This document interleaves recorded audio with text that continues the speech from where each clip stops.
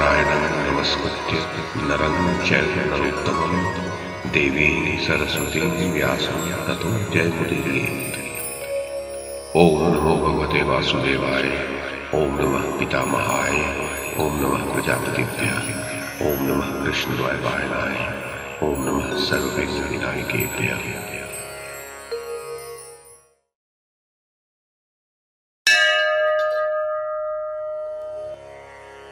संजय ने कहा, महाराज धृतराष्ट्र, एक और दुर्योधन और धृष्टद्युम्न में महान संग्राम छिड़ा था, जिसमें बाणों और शक्तियों का ही अधिक प्रहार हो रहा था। दोनों ही ओर से सैकों की सहस्रों धाराएं बरस रही थी।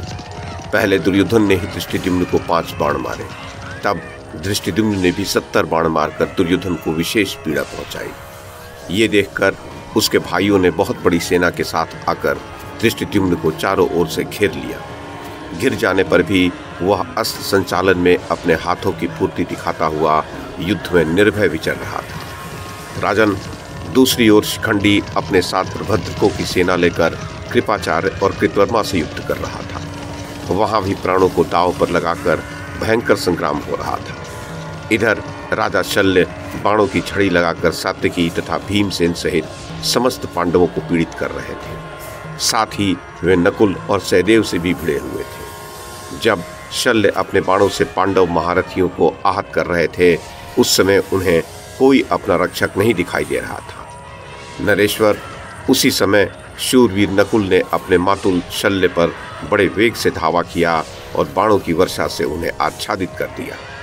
फिर हंसते हंसते उसने 10 बाणों से शल्य की छाती छेद डाली। अपने भांजे के द्वारा पीड़ित होकर शल्य भी उसे तीखे बाणों का लक्ष्य बनाने लगे।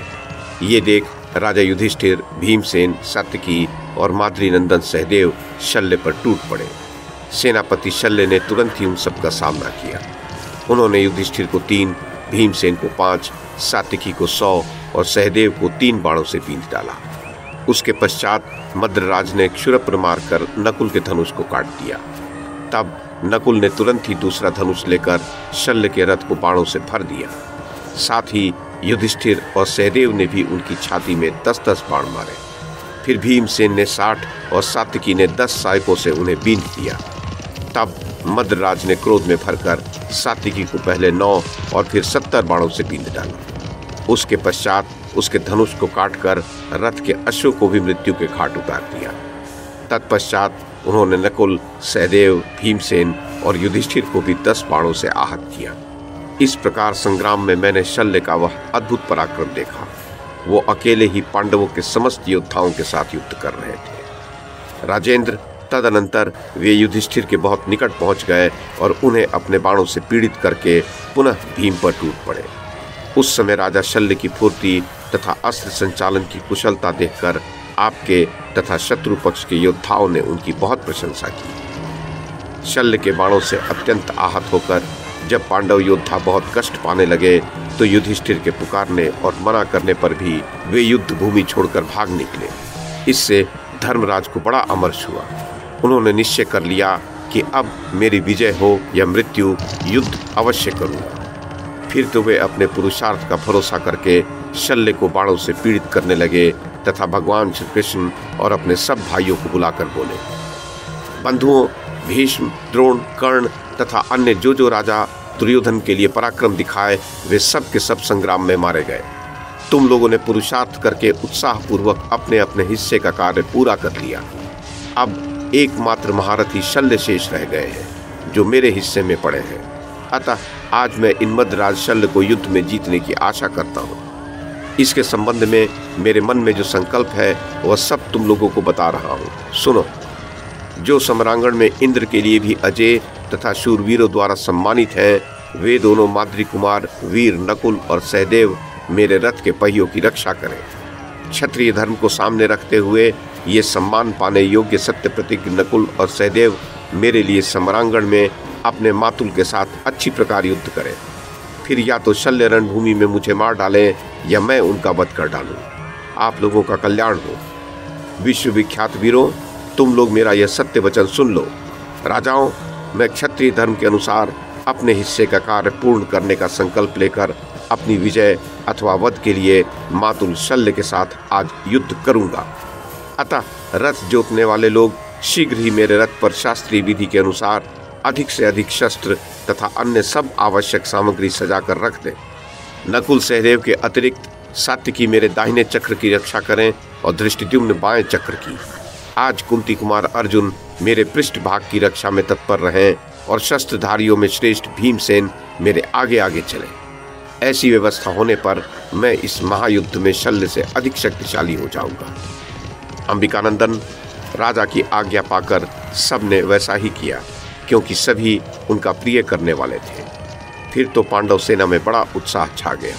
पांचाल, सोमक और मत्स्य देशीय वीर अत्यंत हर्ष में भर गए। युधिष्ठिर ने विजय अथवा मृत्यु की प्रतिज्ञा करके मद्रराज पर चढ़ाई की। उस समय शंख और भेरियां बजने लगी। पांचाल योद्धा सिंहनाद करते हुए मद्रराज पर टूट पड़े, परंतु आपके पुत्र दुर्योधन तथा मद्रराज शल्य ने उन्हें आगे बढ़ने से रोक दिया। अब शल्य युधिष्ठिर पर बाणों की बौछार करने लगे। दुर्योधन भी सहायकों की वर्षा करता हुआ अपनी अस्त्र विद्या का परिचय देने लगा। नृपश्रेष्ठ उस समय भीमसेन दुर्योधन से भिड़ गए। धृष्टद्युम्न, सात्यकी, नकुल और सहदेव ने शकुनी आदि वीरों का सामना किया। फिर तो घमासान युद्ध होने लगा। दुर्योधन ने भीमसेन की ध्वजा काट दी, उसके धनुष के टुकड़े टुकड़े कर डाले। तब भीमसेन ने शक्ति का प्रहार करके दुर्योधन की छाती छेद डाली। वो मूर्छित होकर रथ की बैठक में गिर पड़ा। दुर्योधन के मोहाच्छन्न हो जाने पर भीम ने क्षुरप्र से उसके सारथी का सिर धड़ से अलग कर दिया। सारथी के मरते ही उसके अश्व इधर उधर तीव्र गति से भागने लगे, जिस कारण सर्वत्र हाहाकार मच गया। अश्वत्थामा, कृपाचार्य और कृतवर्मा आपके पुत्र को बचाने के लिए दौड़े। नरेश्वर उधर युधिष्ठिर तेज किए हुए भल्लों से सहस्रों कौरव योद्धाओं का संहार करने लगे। वे जिस सेना की ओर जाते उसी को बाणों से मार गिराते थे। अश्व, सारथी, ध्वजा और रथ सहित रथियों को, अश्वारोहियों सहित अश्वों को तथा सहस्रों पैदलों को उन्होंने मार डाला। फिर चारों ओर बाणों की झड़ी लगाते हुए वे मद्रराज शल्य की ओर दौड़े। राजाधिराज युधिष्ठिर का ऐसा पराक्रम देख आपके सभी सैनिक थर्रा उठे। केवल शल्य ने उनका सामना किया। वे दोनों क्रोध में भरकर शंख बजाते और एक दूसरे को ललकारते और भयभीत करते पास आ गए। फिर शल्य ने अपने बाणों की बौछार से युधिष्ठिर को ढक दिया तथा युधिष्ठिर ने भी शल्य पर बाणों की छड़ी लगा दी। उसी समय उन दोनों वीरों को देखकर समस्त सैनिक इस बात का निश्चय नहीं कर सके कि इनमें से किसकी विजय होगी। नरेश्वर, इसी बीच शल्य ने युधिष्ठिर को 100 बाण मारे और उनका धनुष काट दिया। तब युधिष्ठिर ने दूसरा धनुष लेकर शल्य को 300 बाणों से बींध डाला और क्षिप्र मारकर उनके धनुष को भी खंडित कर दिया। फिर 2 बाणों से उनके पार्श्व रक्षक तथा सारथी को मृत्यु के घाट उतारकर एक भल्ल से उनके रथ की ध्वजा भी काट डाली। ये देखकर दुर्योधन की सेना में भगदड़ पड़ गई। मद्रराज को इस दुरावस्था में पड़े देख अश्वत्थामा दौड़ा आया और उन्हें अपने रथ में बिठाकर बड़ी तीव्र गति से भाग गया।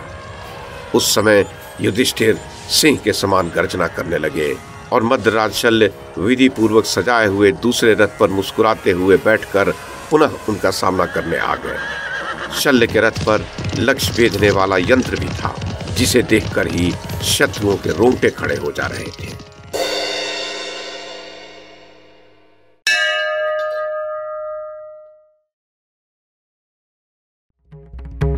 YouTube के माध्यम से महाभारत की कथा को एक श्रृंखला के रूप में प्रस्तुत करने का हमारा ये प्रयास यदि आपको सराहनीय लगा हो तो कृपया इस कड़ी को लाइक और शेयर करें, चैनल को सब्सक्राइब करें और बेल आइकन को दबाएं। साथ में अन्य लोगों को भी देखने के लिए प्रेरित करें।